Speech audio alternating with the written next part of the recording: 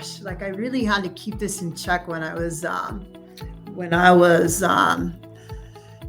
trying to get through one of the addictions with one of my children, because it's different when it's your children than you could ever imagine. I was like, oh, this is what I put my mother through, because I just wanted to like, come on, dang it, you can do this. But the more I did that, the worse it was getting. And of course, that's how I was too. The more people did that, shaming and ultimatums do not work. You're listening to the Recovered Life Show, the show that helps people in recovery live their best recovered lives. And here is your host, Damon Frank. And welcome back to the Recovered Life Show. I am so pleased to be joined today by our guest, Lanette Denton. Lanette is a recovery coach who has gone through her own journey with recovery, and she's coming on today to talk about overcoming addiction as a family unit. Welcome to the show, Lanette. Thanks for having me. I am so thrilled that you're here. You know, there's a lot of people in the Recovered Life community that are getting sober for the first time. Maybe it's the second or third or fourth or many more times, right? They're trying to get sober and they're dealing with the family unit. They either live with the family or they might be, in that family structure.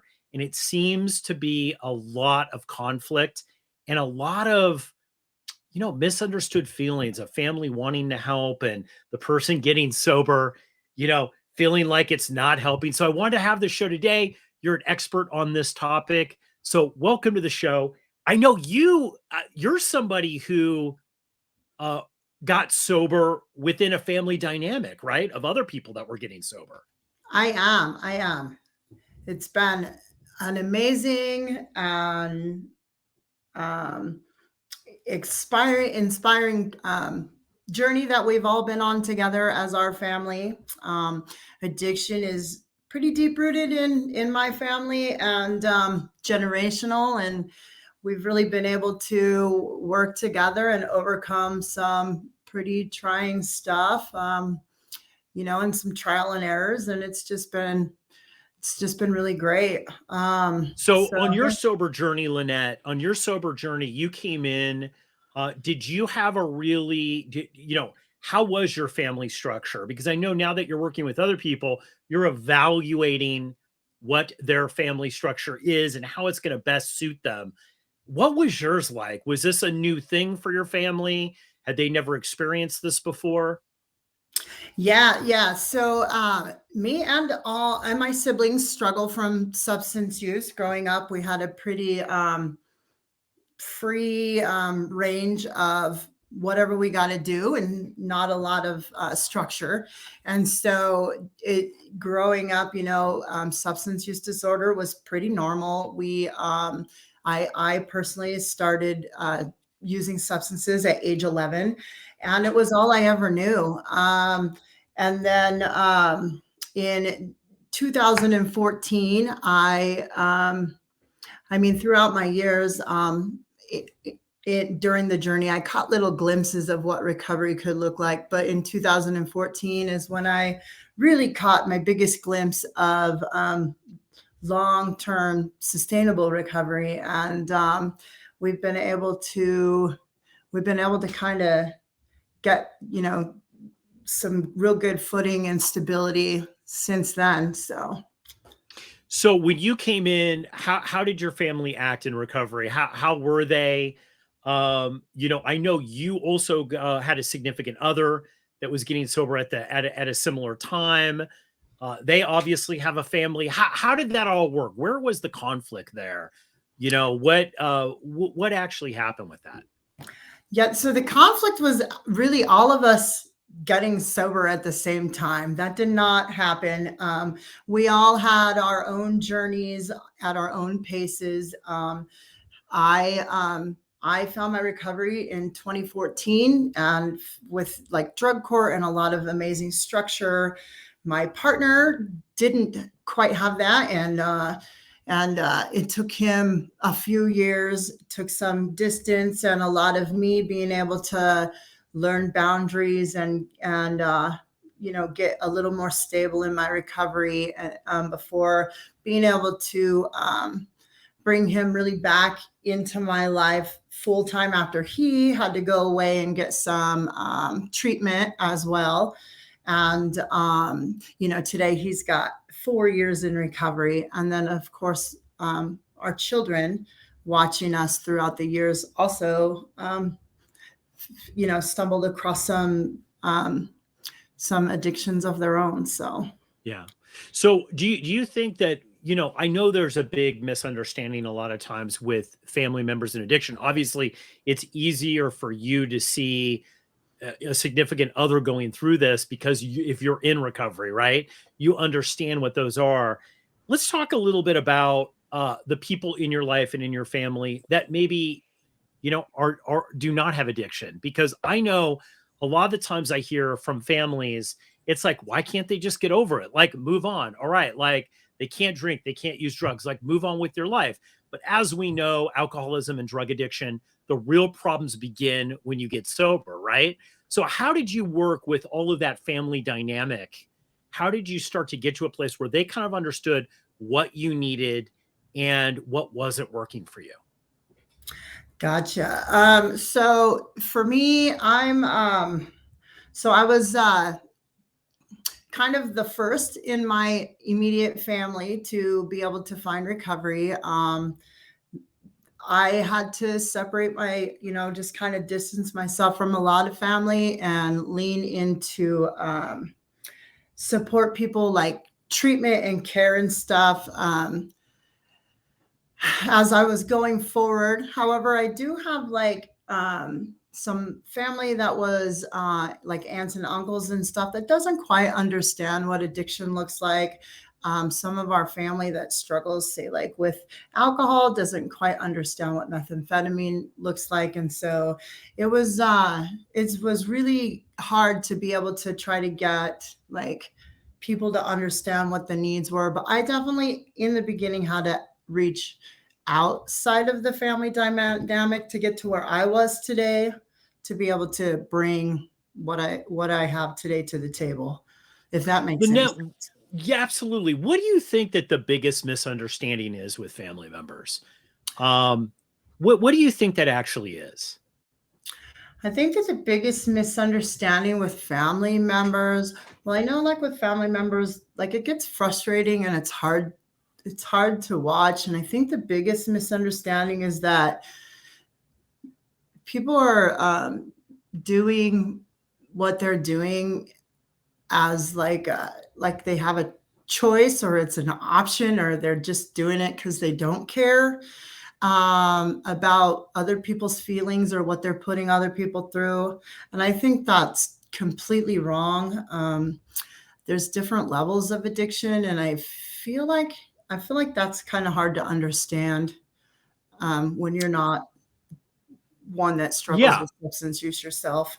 I agree. I think, one of the frustrating things with people that I hear a lot from people who are not in recovery, looking at family members who are self-destructing themselves, right? Saying, why can't they use self-control? And, what we do know about recovery, there's a lot we don't know, but we know that the idea of that personal power, pull yourself up by your bootstraps, and you're just going to use self-control to get out of an addiction cycle. We know that that actually makes it worse.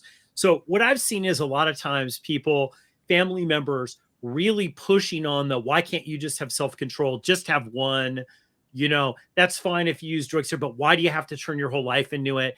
Not really understanding this idea, this all or nothing feeling that people have in addiction. They just don't see, people that are in recovery, we don't see that there's an option necessarily for that. And that self-control doesn't work. And it can be so frustrating, I think, to both people, the person that's recovering and the family that's trying to help. Absolutely. What Absolutely. was the biggest thing with the relationship side? I think it's tough if you're not in recovery and you're seeing a loved one and family member go through this. But if you actually have a romantic relationship with them and you're in recovery, that's got to set off a lot of like triggers and boundary things. How did you handle the in and outs of that? Like, was it boundaries that really you had to deploy? Yeah, it was a really hard time for both of us, and it was really, like I said in the beginning, a lot of trial and error too. There was a lot of on my end. Like if I could go back and do some of it again, I would have been a lot more compassionate and like um, tried not to like force him to be where I was. I really learned a big lesson that year that people don't get better because you want them to get better. They get better when they're ready and because they want to. And so a lot of boundaries. It was still, making sure that we were doing like I would only be around if it was like a safe like some kind of family function. Definitely really had to keep remembering not to take his addiction personally. That was probably the hardest thing for me. And the thing I had to focus on the most was just worrying about mine and not only his. Yeah, absolutely. I mean, the whole thing is taking it personally. And I think even people who don't suffer from addiction take it personally, especially parents. It's like, well, if they really love me, they get sober for me, but they're not there yet, right? They don't have that understanding necessarily. And hopefully it will come. So I think that you've really tapped on something that's really super important. You know what? After this quick break, Lanette, I want to come back and I want to talk about, as a sober coach, what tips you would give family members of things that really work, that are really where you talked about being patient and understanding. I want to go over some tips that really work. And also, I want to go over some things that actually really hurt the person that's trying to recover. So, after this quick break, we're going to dive into that. Are you ready to fully participate in your life and achieve true mastery? Join Kristen Fuller every Tuesday at 3 p.m. for the Life Mastery Hour, a peer support room designed to help you succeed in life and recovery. During this 1-hour peer support group, Kristen will discuss a variety of topics to help you navigate the challenges of early sobriety and build the skills you need to live a sober and fulfilling life. From overcoming trauma and dealing with obstacles to finding purpose and building resilience, Kristen has the knowledge and experience to guide you on your journey to a more fulfilling, recovered life. Don't be held back any longer. Join the Life Mastery Hour and start your path to a better tomorrow. RSVP now by going to recoveredlife.us and click on Find My Group. And we'll see you Tuesday at 3 p.m.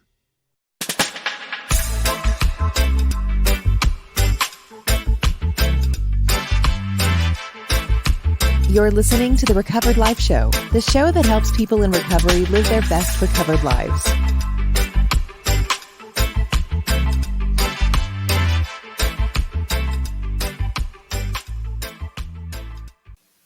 So we're back. We're talking about overcoming addiction as a family unit. I'm here with my guest, sober coach Lanette Denton. Now, Lanette, we told people that before the break that we were going to dive in to some actual things here that really help the person that is recovering. Because I think one of the things that we would agree with, Lanette, is most family members and friends and close ones of a person recovering, they want to help, right? They want to help, but they feel powerless, just like the person who is addicted. From your expertise, what are some things that really help a family member or a friend that's going through addiction and trying to get sober? I think the most helpful things is like meeting them where they're at. Definitely showing them compassion and understanding, or trying to listen to them as if you're trying to understand exactly where they're at in their life.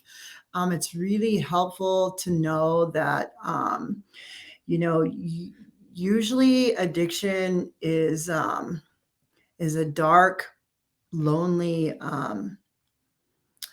no hope kind of place, where those of us that are struggling are just really stuck. And so, not, you know, just showing them like, reminding them of their self-worth, and just really being patient and loving them regardless if they're meeting your expectations or not, right? Don't have expectations Yeah. for them. Help them with getting their own expectations and getting, meeting them where they're at. I've seen so many people, Lynette, and I think that's so good is like recalibrate your expectations. I think so many people think, well, they went to rehab for a week, they're good to go, and they can plug right back into the family. That's not the case. It's a lifelong thing. Yeah. And of course, we know because we're both sober that you can go out and live your best recovered life and everything. You're going to have a great life, but it's going to take time. It's not going to happen immediately. Yeah. What about high conflict, Lynette? I know that family dynamic, the high conflict. There's a lot of people who just get frustrated and they're big screamers. They're big ultimatum people. Either you do it exactly like this or you're gone. That just doesn't work, right? I mean, doesn't that just drive the person away? It really does. And gosh, like I really had to keep this in check when I was trying to get through one of the addictions with one of my children, because it's different when it's your children than you could ever imagine. I was like, oh, this is what I put my mother through, because I just wanted to like, come on, dang it, you can do this. But the more I did that, the worse it was getting. And of course, that's how I was too. The more people did that, shaming and ultimatums do not work. And so it's just really important to like really educate yourself on any and all resources that are available, because we're not always the best person to help our family members, especially. We're just too involved and it's too scary and our hearts are just too invested. And so know your resources, really know the facts about addiction, and if need be, bridge them to folks that can support them. Don't be hurtful, be helpful. Yeah, I know in my own family, one of the things that really helped was having, a sponsor, a coach, a therapist, somebody that the family member didn't feel that the family member felt that they could go to, Yeah. right? That would maybe communicate it in a way that was very neutral, because I think the big thing that we learned is that the ultimatums, especially with kids, the ultimatums tend to have people in recovery double down, right? It's like, and I think the frustrating thing is, if you could talk about this a little bit, because I think this is so helpful for any family person, that is anybody who's listening to this podcast and listening to Lanette Denton talk about her experience and how she works with people. I think one of the big takeaways is that addiction is a thinking problem. A lot of times is that people that are in addiction can't see it clearly that the addiction's actually killing them. They don't really think, right? It's the alcohol and drugs that are killing them. And this is what I think a lot of family members don't understand.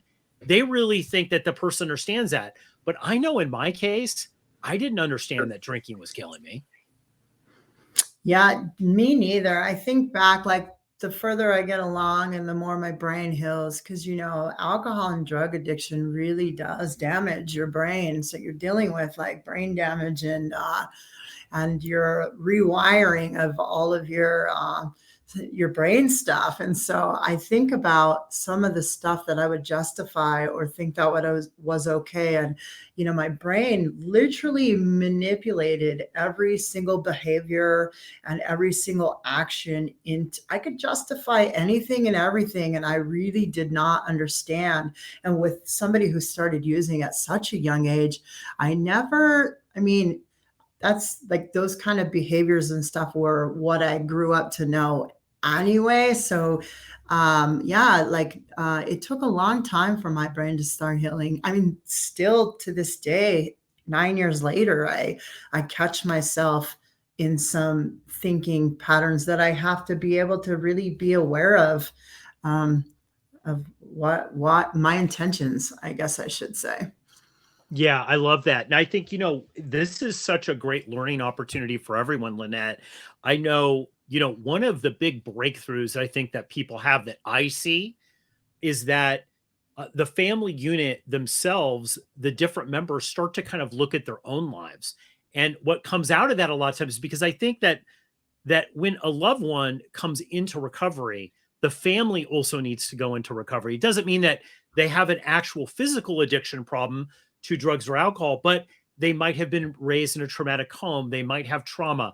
They might be codependent, which so many parents are, or they have dysfunction that's in the family. Not always, but sometimes. And I think what I've seen is the greatest gift that people that have really gotten, like you, really gotten it right in recovery, is that the whole family starts to heal, and that's multi-generational. Absolutely. That's one of my, I get to be this role model in the family, and my kids are constantly saying, like, like little things too. Like my daughter's like, "Mom, can we like take some food to the homeless, and like, can we go do this at recovery day?" And like being able to watch some of the behavior changes and what it is like to have a healthy life absolutely is, I do get to see what it's doing for my family, and it's been incredible. Like I said before, I'm kind of the person to break the mold, because it was so incredibly intergenerational, just the dysfunction and the screaming and the yelling and the way that we grew up, and so it's really cool to see the areas that get to be passed on today. Absolutely. I think, one of the big things that I've learned in the whole recovery process is that it is this group thing, like you're saying, and that things can change and they will change. And I think that people need to have hope. And if you work at it, it's going to take work. It's not going to be something that's going to happen immediately, right? You have to gear your expectations, which I think is a really great advice, Lanette. Lanette Denton, thank you so much for coming on to the show today. We're going to put links about how they can find you. I know that you're a sober coach and work with people, and about how they can reach out to you if they have any questions about overcoming addiction as a family unit. Thanks so much for coming on the show today, Lanette. Thank you. Keep the conversation going. Join Recovered Life. Recovered Life is a peer support network with direct access to top recovery coaches, content, community, and quality peer support meetings that can be accessed virtually. Whether you're pursuing a 12-step program, not involved in 12 steps, spiritual, agnostic, atheist, or just trying to figure it out, you're welcome here. Sign up today and access unlimited group meetings for only $19.99 a month.